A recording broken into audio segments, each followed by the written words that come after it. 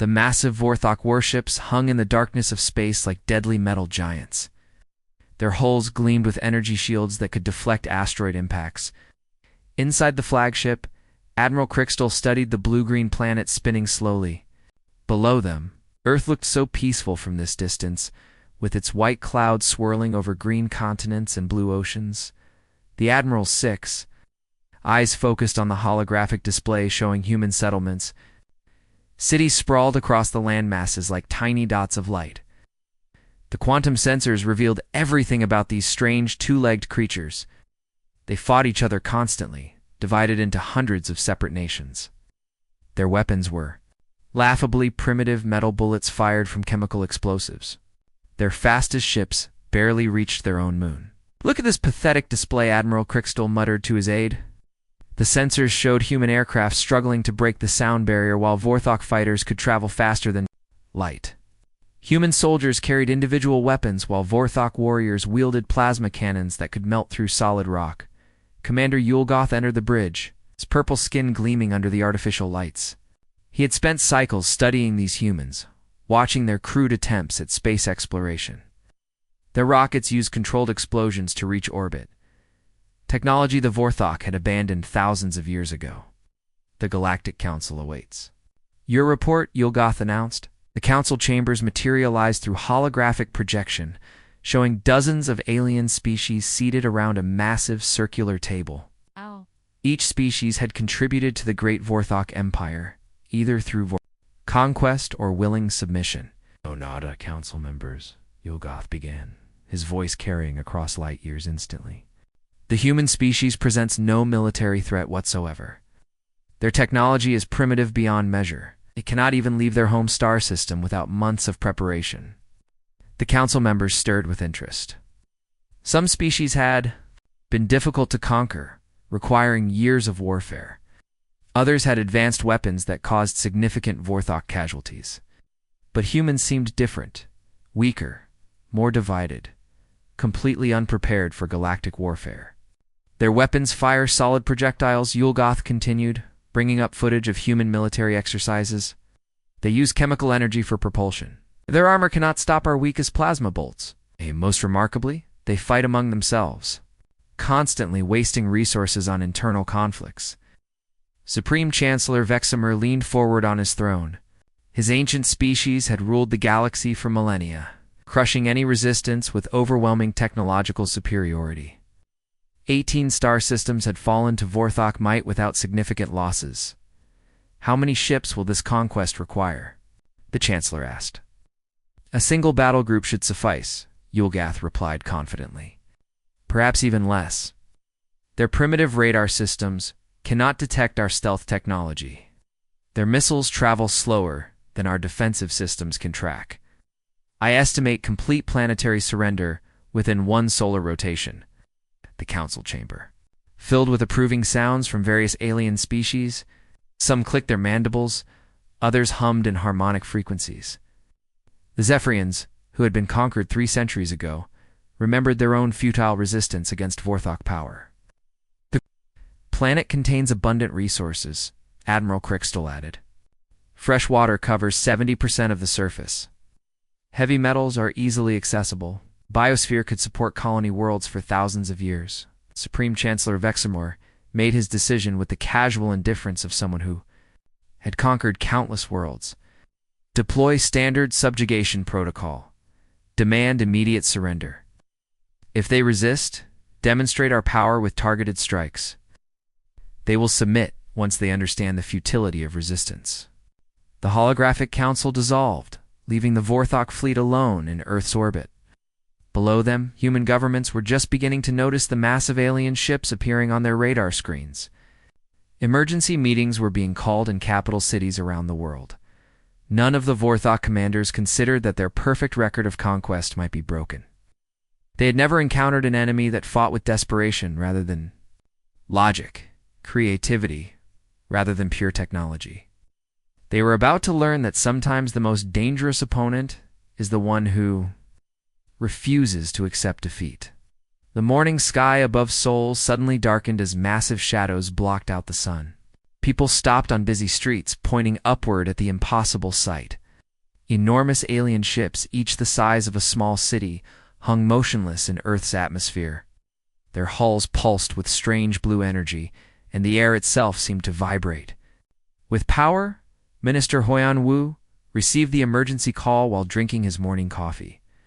Within minutes, he was racing through government corridors as sirens wailed across the city. Similar scenes played out in capitals worldwide: London, Washington, Moscow, Beijing. Every major nation detected the same terrifying truth. Earth was no longer alone in the universe. "They're requesting a diplomatic meeting," reported the communications officer, his voice shaking. "The transmission came through our satellite network somehow. They bypassed all our security systems like they weren't even there." The hastily assembled human delegation felt like children walking into a giant's castle. The alien shuttle that collected them was larger than most human aircraft, its walls glowing with mysterious symbols. Minister Hyanwu tried to calm his racing heart as they approached the mothership. Nothing in human history had prepared them for this moment. Inside, the Vorthok flagship, the corridors stretched endlessly in all directions. The ceiling disappeared into darkness above, and the walls pulsed with living light. Strange alien crew members glided past, their movements too fluid and graceful for human eyes to follow comfortably. The air tasted metallic and carried unfamiliar scents that made human sinuses burn. Commander Yulgoth waited in what could only be described as a throne room. The alien stood nearly 3 meters tall, his purple skin covered in geometric patterns that shifted colors as he moved. His 6 eyes studied the human delegation with obvious disdain, like a scientist examining insects. "I am Commander Yulgoth of the Vorthok Empire." His voice boomed through translation devices that somehow spoke perfect Korean, English, and Mandarin simultaneously. "Your species has been selected for integration into our galactic civilization. You will surrender all military assets and submit to our authority." Minister Hyanwu stepped forward, his diplomatic training kicking in despite the terrifying circumstances. "We appreciate this historic first contact between our species. However, humanity values its independence. Perhaps we can discuss terms for mutual cooperation instead of surrender." The alien's laugh sounded like grinding metal. "Cooperation? You primitive creatures have nothing to offer us. Your technology is laughably outdated. Your weapons cannot penetrate our shields. Your ships cannot leave your own star system. We are offering you the chance to serve a greater purpose." President So-young, participating through secure video. "Link from Seoul, tried a different approach. We understand your technological superiority. However, rushing into such a momentous decision would be unwise. We request 72 hours to consult with our global leadership and prepare our response." The alien commander's eyes flashed with anger. "You dare to negotiate with your superiors? The Vorthok Empire has conquered 18 star systems. Countless species have submitted to our will. You will not be the first to resist." "We're not resisting," Minister Hyanwu said quickly. "We're simply asking for time to organize a proper response. Surely 3 days is nothing to a civilization of your age and wisdom." Commander Yulgoth turned to his subordinates, speaking in rapid clicks and whistles. The human delegation watched nervously as the aliens appeared to argue among themselves. Finally, the commander faced the humans again. "Your request is interpreted as defiance. The Vorthok Empire does not negotiate with inferior species. You will witness the consequences of your arrogance." The alien dismissed them with a gesture, and human delegates found themselves back in the shuttle within minutes. As they descended toward Earth, Minister Hyanwu felt a growing sense of dread. The aliens hadn't come to negotiate, they had come to conquer. The first plasma bolts struck Seoul's financial district exactly 1 hour later. The energy beams sliced through skyscrapers like a hot knife through butter, reducing centuries of human achievement to glowing rubble. London's Parliament building vaporized in a flash of blue light. New York's skyline crumbled as alien weapons turned concrete and steel into superheated gas. Defense Minister Jin Ho watched the destruction from his underground command center, his face pale with shock and rage. The death toll climbed rapidly, millions of innocent people erased in moments.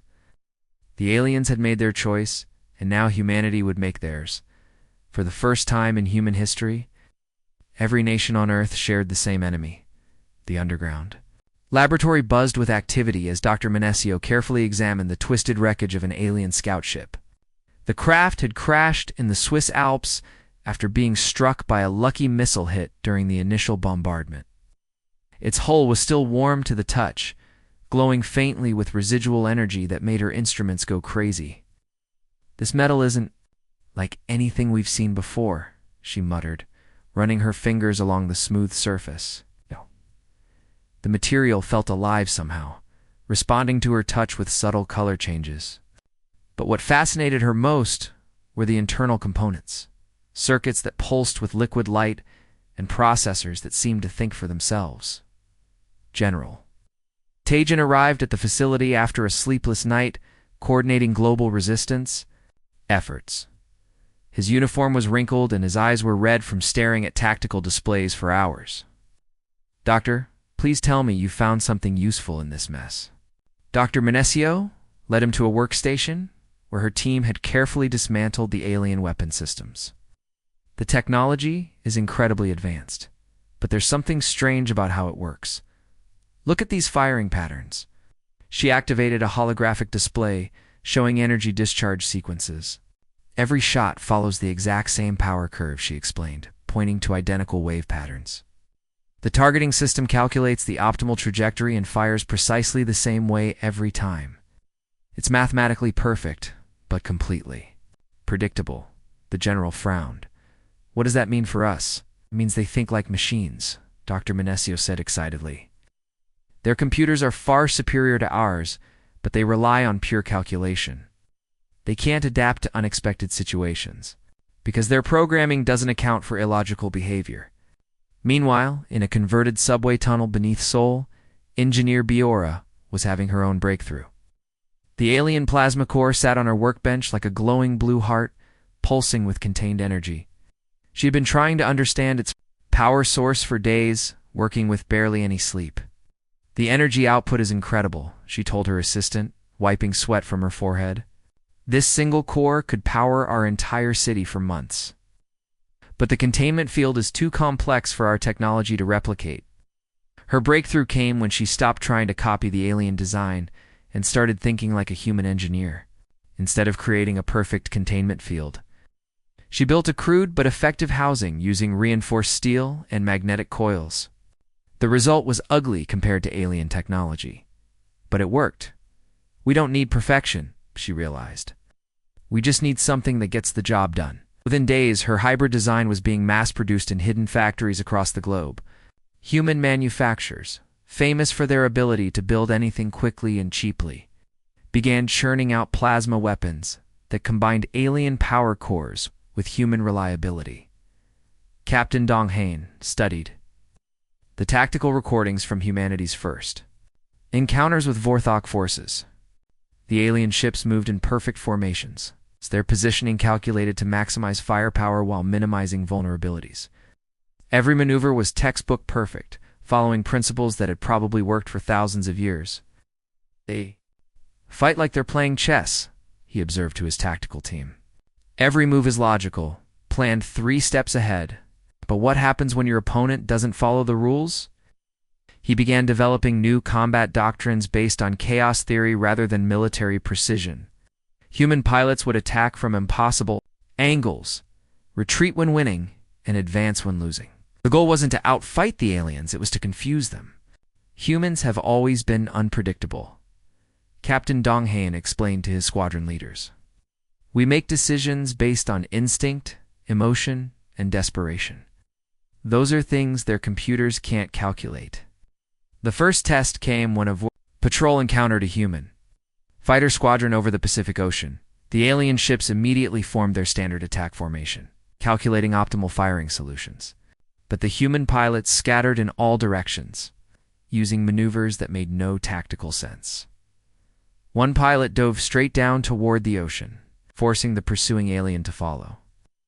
At the last second, the human pulled up sharply, causing the alien ship to crash into the waves. Another pilot pretended to flee, then suddenly reversed course and rammed an alien fighter. Sacrificing himself to take out a more valuable target, the surviving Vorthok ships retreated in confusion, their tactical computers unable to process what had happened. For the first time in their military history, they had encountered an enemy that fought with heart instead of logic. Back on Earth, Dr. Menesio received reports of the engagement with growing excitement. "They're learning," she told General Tejon. "But we're learning faster. We're not limited by programming."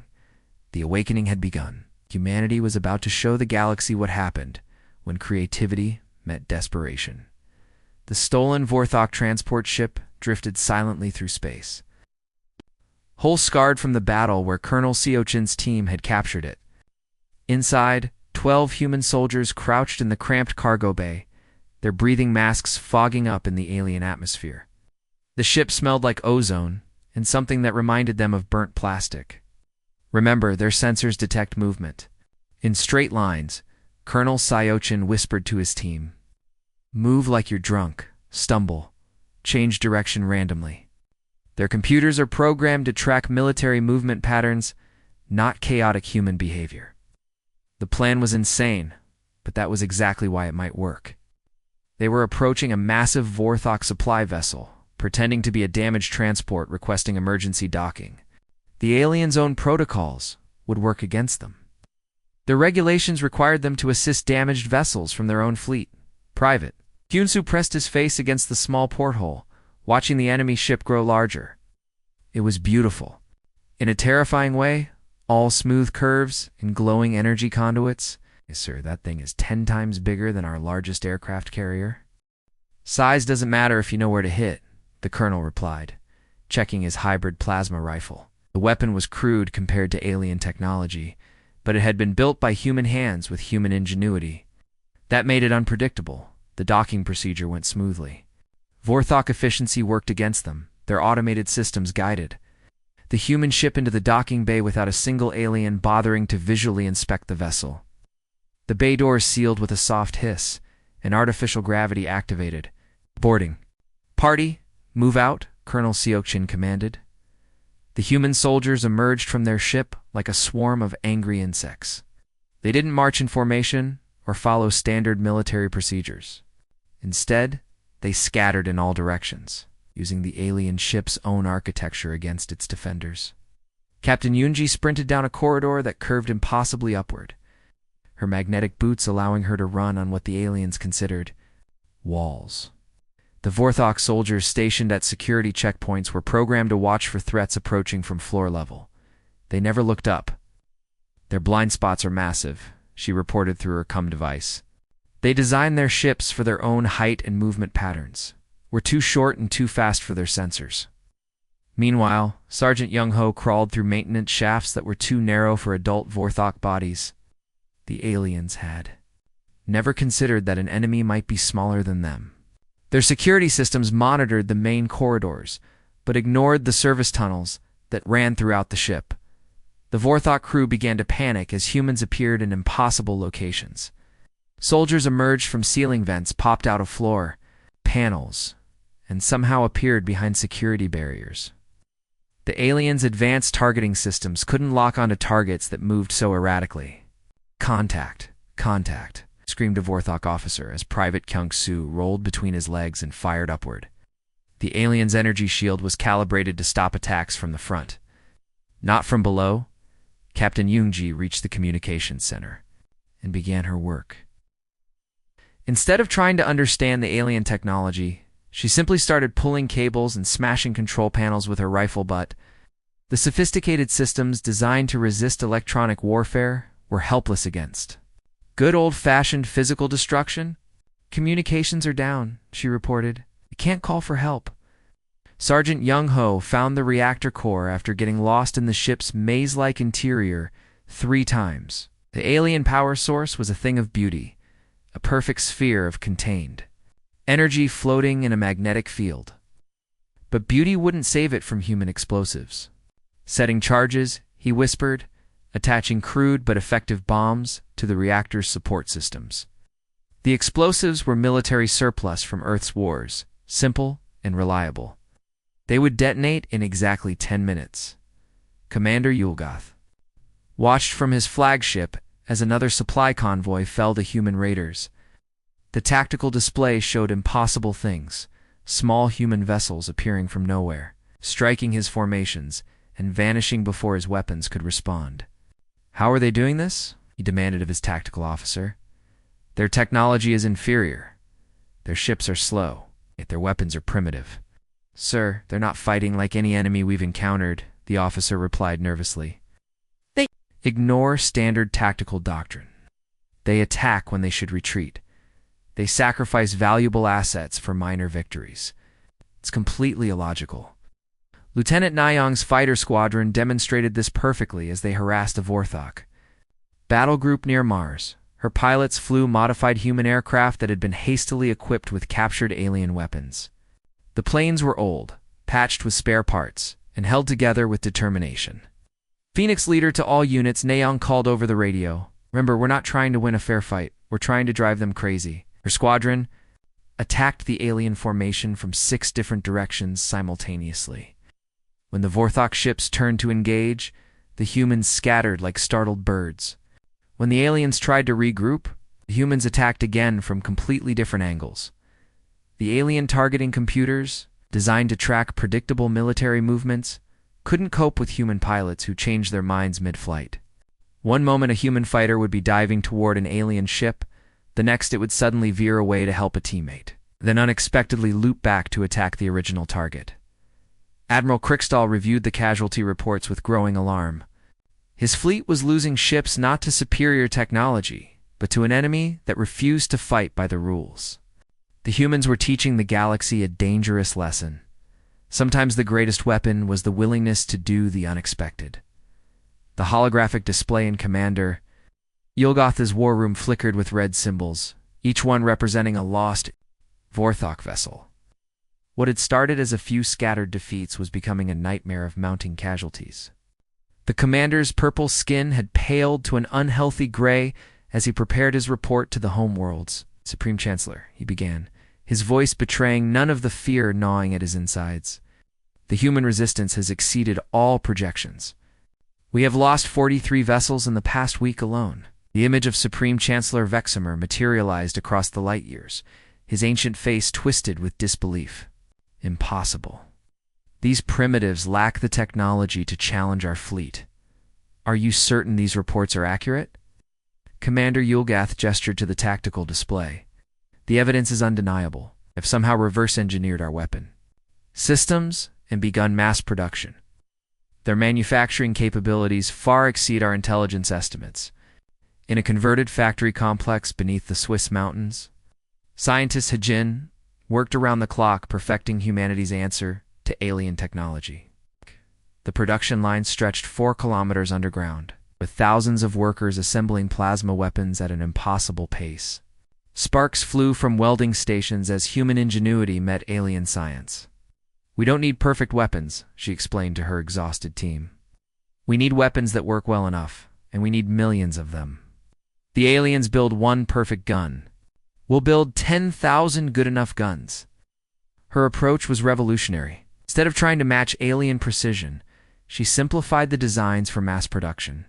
Human factories that had once built cars and computers now churned out plasma rifles. The weapons were crude compared to Vorthok originals, but they fired just as hot and killed just as effectively. Engineer Wusong tackled the problem of human vulnerability to alien energy weapons. Traditional armor melted like butter under plasma. Fire, but he discovered that layered materials could absorb and disperse the energy. His breakthrough came when he combined alien shield technology with human ceramic composites. Look at this, he said excitedly to his research team, firing a captured alien weapon at his prototype armor. The energy blast struck the composite plates and spread across the surface like water, dissipating harmlessly. We can't stop their weapons completely, but we can survive them long enough to fight back. Within days, factories across the globe were producing the new armor. It was heavier than traditional military gear, but it gave human soldiers something they hadn't had since the invasion began: hope. Admiral Crixtal stood in his flagship's observation deck, watching another supply convoy burn in the distance. The human attack had lasted less than 20 minutes, but it had destroyed enough supplies to support a Vorthok army for months. Activated his communication array to report to the Supreme Chancellor. "They adapt faster than our computers can calculate," he said, his voice heavy with defeat. "Every tactical adjustment we make, they counter within hours. Our predictive algorithms are useless against their chaotic thinking patterns." The truth was even worse than he admitted. The humans weren't just adapting, they were learning. Every captured alien weapon became a blueprint for improvement. Every defeated Vorthok squad taught them new tactics. The primitives were evolving. In real time, becoming more dangerous with each passing day, Captain Junho crouched in the Korean mountains, watching a Vorthok ground installation through night vision goggles. The alien base was a marvel of engineering, perfect geometric structures that glowed with contained energy. But the aliens had built it in a valley, surrounded by terrain they didn't understand. "They think like engineers, not soldiers," he whispered, to his strike team. "They chose this location because it's scientifically optimal. Flat ground, good drainage, easy construction. They never considered that we might use the mountains against them." His team moved silently through the forest. Using terrain and weather that the aliens couldn't comprehend, the Vorthok had never evolved in environments with dense vegetation or unpredictable weather patterns. Rain confused their sensors. Wind disrupted their communications. The very planet they were trying to conquer was fighting against them. The night raid was swift and brutal. Human soldiers emerged from the forest like ghosts, striking at the base's power generators and communication arrays. The aliens responded with textbook defensive maneuvers that would have worked perfectly on any other world. But Earth wasn't any other world. The strike team melted back into the wilderness before reinforcements could arrive, leaving the base crippled but not destroyed. It was a message the humans could hit them anywhere, anytime, and there was nothing the aliens could do to stop it. Across the galaxy, other alien species watched the reports with growing amazement. The mighty Vorthok Empire, conquerors of 18 star systems, were being systematically defeated by a species that had never left their home planet. The implications were terrifying. The humans weren't just fighting to win, they were fighting to ensure that no alien species would ever again underestimate the power of human determination, creativity, and absolute refusal to surrender. The emergency session of the Vorthok High Command convened in the depths of space, far from human reach. Supreme Chancellor Veximer's ancient form trembled with rage as he reviewed the latest casualty reports. His empire, which had dominated the galaxy for millennia, was being humiliated by a species that had barely discovered space travel. Enough of this embarrassment, he declared, his voice echoing through the chamber. "Deploy the planet-killer weapons. If these humans refuse to submit, we will reduce their world to ash and rebuild it without them." The weapon platforms were monstrous, constructs each one the size of a small moon. They had been used only 3 times in Vorthok history, reserved for planets that posed existential threats to the Empire. Their energy beams could crack continents and boil oceans. No species had ever survived their deployment. The first beam struck Tokyo at dawn when the city was just beginning to wake up. The energy lance pierced the atmosphere like a sword of light, vaporizing everything in a perfect circle 50 kilometers wide. 20 million people died instantly, their bodies converted to superheated plasma. The city that had stood for centuries vanished in a flash of blue fire. Mumbai followed an hour later. The massive metropolis, home to 30 million souls, disappeared. Beneath another pillar of destruction, the sacred Ganges River boiled away, leaving only a crater of molten rock where one of humanity's greatest cities had thrived. Sao Paulo was the third target. The bustling South American megacity had no warning, no time to evacuate. The planet killer's beam struck during rush hour, when millions of people were traveling to work. Families were separated forever in the space of a heartbeat. President Soyoung watched the destruction from her emergency bunker beneath Seoul, tears streaming down her face. The screens showed satellite images of the devastation, perfect circles of death carved into the Earth's surface. The psychological impact was exactly what the aliens had intended, but they had miscalculated human nature. "They've made their choice," she said quietly to her cabinet. "They're not trying to conquer us anymore. They're trying to exterminate us. That changes everything." General Taejun activated emergency protocols that had been prepared for this exact scenario. Around the world, hidden facilities activated simultaneously. The gloves were off. Humanity would no longer fight with restraint. Dr. Manessio's laboratory had become a house of horrors. Her research teams, working with captured alien biological samples, had discovered fascinating weaknesses in Vorthok physiology. The aliens. Advanced immune systems, designed to resist conventional diseases, were helpless against engineered pathogens. "Their cellular structure is actually more fragile than ours," she explained to her research team. "They've relied on technology for so long that their natural defenses have atrophied. We can create viruses that will spread through their air filtration systems." The biological weapons were deployed within days. It's invisible, odorless, and specifically designed to target Vorthok DNA. They began spreading through alien ships like wildfire. The symptoms were horrific. The aliens' skin turned black, their 6 eyes clouded over, and their respiratory systems shut down. Entire crews died in agony. Colonel Seojin's special operations teams had evolved into something the aliens couldn't understand. They no longer fought like soldiers. They fought like assassins, terrorists, and ghosts. His squads infiltrated Vorthok command vessels not to capture them, but to kill every alien aboard. "No prisoners," he told his teams. "No mercy. They wanted to exterminate us, so we'll return the favor." The humans moved through alien ships like death itself. They poisoned water supplies, sabotaged life support systems, and executed alien officers in their sleep. The Vorthok, who had never experienced guerrilla warfare, found themselves living in constant fear. Engineer Bjor's weapons had become increasingly creative and cruel. She developed mines that could penetrate Vorthok shields, explosives that targeted their specific biological frequencies, and traps that turned the aliens' own technology against them. Her workshops produced horrors that would have made medieval torturers proud. "They want to play with planet killers," she said grimly, working on a device that could overload Vorthok neural implants. "Let's show them what human creativity can really do." The war had transformed from a military conflict into something darker. The aliens had awakened humanity's capacity for absolute ruthlessness. Every human civilian who died in the bombardments had family members who joined the resistance. Every destroyed city became a rallying cry for revenge. Admiral Dumrell Kriegstall reviewed the latest intelligence reports with growing horror. His fleet was not just losing ships, it was losing crews to weapons that attacked their very biology. The humans had crossed a line that civilized species never crossed. "They're not fighting to win anymore," he reported to the Supreme Chancellor. "They're fighting to ensure we can never threaten anyone again. We may have created something far worse than we intended." The Vorthok Empire was learning a terrible lesson about humanity. When pushed to the brink of extinction, humans didn't surrender. They became the most dangerous predators in the galaxy.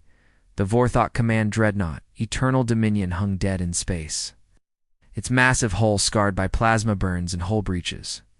Captain Yunji floated through the ship's corridors in zero gravity, her team moving like hunters through a graveyard. The emergency lighting cast eerie shadows on the walls, and the air tasted of ozone and fear. "Bridge secured," reported Sergeant Dalho through the comm system. "Command crew is neutralized." Captain Yunji pushed herself toward the bridge, her magnetic boots clanking against the metal flooring as artificial gravity resumed. The sight that greeted her was beyond her wildest dreams. The Vorthok Command Center was a technological marvel. Holographic displays showing the entire galaxy, with every star system marked and categorized. "My God," whispered Communications Officer Sungmin, staring at the massive central display. "This is everything." "Oh, yeah." Every Vorthok colony, every military base, every supply route. It's their entire strategic database. The star charts were incredibly detailed, showing not just the locations of Vorthok installations, but their defensive capabilities, troop strengths, and resource stockpiles. For the first time since the invasion began, humanity could see the full scope of their enemy's empire. and more importantly, they could see its weaknesses. Download everything, Captain Yunji ordered. Every file, every database, every scrap of information. We're about to turn this war around. Admiral Haiyan-Wu stood in the newly constructed command center beneath the Himalayan mountains, studying the captured intelligence with growing excitement. The young officer had been promoted rapidly through the ranks as Earth's most experienced commanders fell in battle. Now he commanded humanity's first interstellar fleet, a collection of captured alien vessels and hybrid human Vorthok ships. There. Spread too thin, he observed to his staff officers. The Vorthok Empire controls 18 star systems, but they never expected to fight on multiple fronts simultaneously. Their military doctrine assumes they'll face one enemy at a time. The plan was audacious beyond belief. Instead of defending Earth, humanity would take the fight to the aliens' home territory. 17 strike teams would attack Vorthok systems, simultaneously using their own star charts against them. Launch Operation Payback, Admiral Haiyan-Wu commanded, across the galaxy. Human forces emerged from hyperspace like avenging angels. The Vorthok colonies had no warning, no time to prepare. Ships that had been built in human factories using alien technology struck at the heart of the empire that had tried to destroy them. The attack on the Vorthok mining colony of Zephys Prime was typical of the new human approach. Lieutenant Commander Minho led a squadron of hybrid fighters against the orbital defense platforms. The alien automated defenses responded exactly as their programming dictated, but the human pilots had studied those programs carefully. They're targeting our engine signatures, Minho reported to his squadron. Cut engines on my mark and drift. Let momentum carry us through their firing solutions. The alien defense grid opened fire on empty space, while the human fighters coasted silently toward their targets. Ow. When they reactivated their engines, they were already inside the defensive perimeter. The orbital platforms exploded in brilliant flashes as human weapons found their marks. Admiral Crixtal watched his home fleet burn from the bridge of his flagship. The humans had somehow appeared in his home system without warning, striking at targets that should have been impossible to find. His perfect formations were being torn apart by an enemy that refused to fight by the rules. How is this possible? He demanded of his tactical officer. We are the superior species. Our technologies advanced beyond their comprehension. But even as he spoke, he could see human pilots flying captured Vorthok vessels against his forces. The aliens' own ships were being used to destroy them, operated by crews who had learned to use the technology better than its creators. Lieutenant Nayoung's expanded squadron was a perfect example of human adaptability. Her unit now included dozens of captured Vorthok fighters, each one modified with human weapons and operated by pilots who had learned to think like their enemies. The combination was devastating. Phoenix Squadron, this is Phoenix Leader, she called over the radio. Remember, their shields are strongest in front. Attack from below and behind. Use their own blind spots against them. The human pilots dove toward the Vorthok formation like a swarm of angry wasps. The alien ships tried to maintain their perfect defensive positions, but the humans attacked from angles that their computers couldn't calculate. One by one, the Vorthok vessels fell to weapons that had been designed by their own engineers. Across the galaxy, the Galactic Council watched the unfolding drama with a mixture of horror and fascination. The mighty Vorthok Empire, which had seemed invincible just months ago, was crumbling under human assault.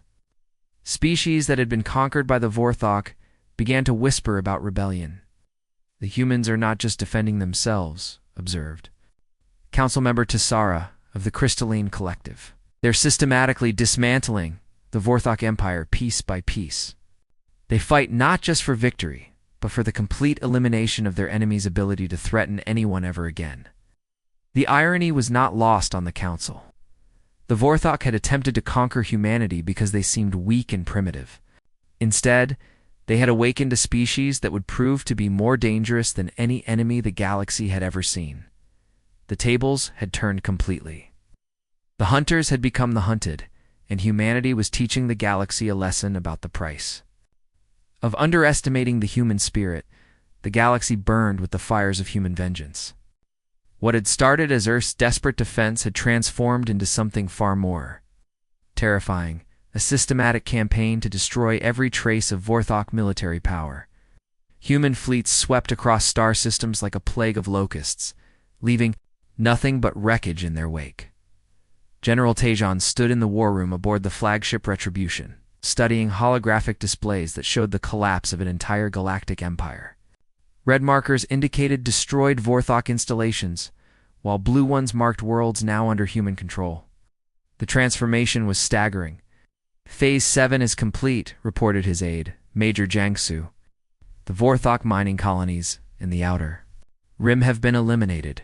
Their industrial capacity has been reduced by 80%. Not enough, General Tejon replied grimly. We don't stop until they can't build so much as a child's toy. Every factory, every shipyard, every research facility, all of it burns. His strategy was brutally simple, but terrifyingly effective. The Vorthok Empire had grown complacent over millennia of easy conquests. They had never faced an enemy that targeted their entire civilization rather than just their military forces. Humans understood something the aliens didn't. You couldn't defeat an empire by winning battles. You had to destroy their ability to make war. Dr. Minisio's research teams had reached a breakthrough that would have seemed impossible just months earlier. Working in captured Vorthok laboratories, they had developed weapons that turned the aliens' technological superiority into a fatal weakness. Their entire infrastructure runs on quantum resonance frequencies.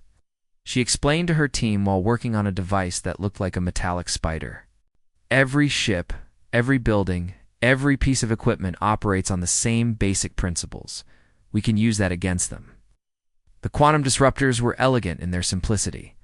When activated, they sent cascading failures through any Vorthok.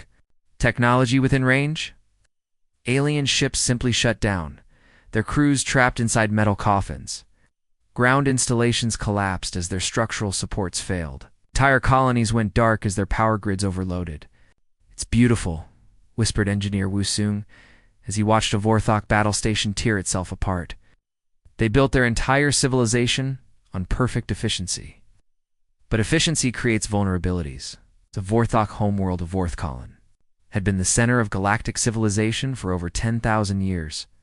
Its gleaming cities stretched across 3 continents, connected by transport networks that could move millions of beings in perfect synchronization. The planet's orbital defense grid was considered impregnable, a network of energy, barriers and automated weapons that had never been breached. Colonel Seogin's assault fleet emerged from hyperspace like death itself. The human ships were a mix of captured alien vessels and hybrid designs that looked like mechanical nightmares. They moved with none of the elegant precision of Vorthok formations, instead swarming toward the planet like angry insects. All units activate quantum disruptors, Colonel Seojin ordered. The effect was immediate and catastrophic. The orbital defense grid, which had protected the Vorthok homeworld for millennia, simply died. Weapons platforms went silent.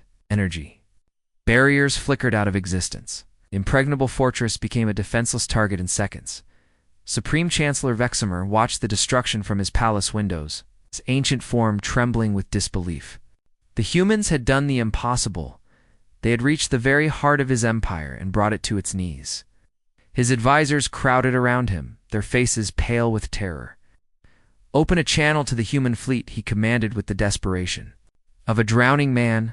Perhaps we can negotiate terms. The holographic image of President So-young appeared in the throne room, her face hard as stone. Behind her stood representatives from every nation on Earth, united in their determination to end the Vorthok threat forever. We seek terms, Supreme Chancellor Veximer said, his voice barely above a whisper. The Vorthok Empire will withdraw from human space. We will pay reparations for the damage we have caused. Please, there must be some way to end this conflict. President So-young's response was delivered with the cold precision of a judge pronouncing sentence. Terms were offered before you murdered our civilians. You chose to deploy planet-killer weapons against our cities. You made this a war of extermination. But surely you understand, the Chancellor pleaded. Complete annihilation serves no one. We can coexist. We can learn from each other. You had your chance for coexistence, President So-young replied. You chose genocide instead. Now we ensure you never threaten anyone again. The human bombardment began immediately. The great cities of Vorthkallen, architectural marvels that had stood for millennia, crumbled under plasma fire. The planetary government centers, the military academies, the research facilities, all of it reduced to rubble and ashdot. But the humans were precise in their destruction. They targeted only military and industrial installations, leaving civilian areas untouched. This wasn't about genocide, it was about ensuring that the Vorthok Empire could never again threaten innocent species. In the ruins of what had once been the galaxy's greatest empire, survivors huddled in shelters and wondered how their mighty civilization had fallen so completely. The answer was simple, but terrifying. They had awakened humanity's capacity for total war, the species that had once dismissed humans as primitive had learned that sometimes the most dangerous enemy is the one with nothing left to lose. The silence that followed the fall of Vorthkallen was deafening. Across 18 star systems, the mighty Vorthok Empire simply ceased to exist. Their military was destroyed, their infrastructure in ruins, their leadership either dead or in hiding. The species that had dominated the galaxy for 10,000 years had been brought to its knees in less than 2 years by a civilization they had dismissed as primitive.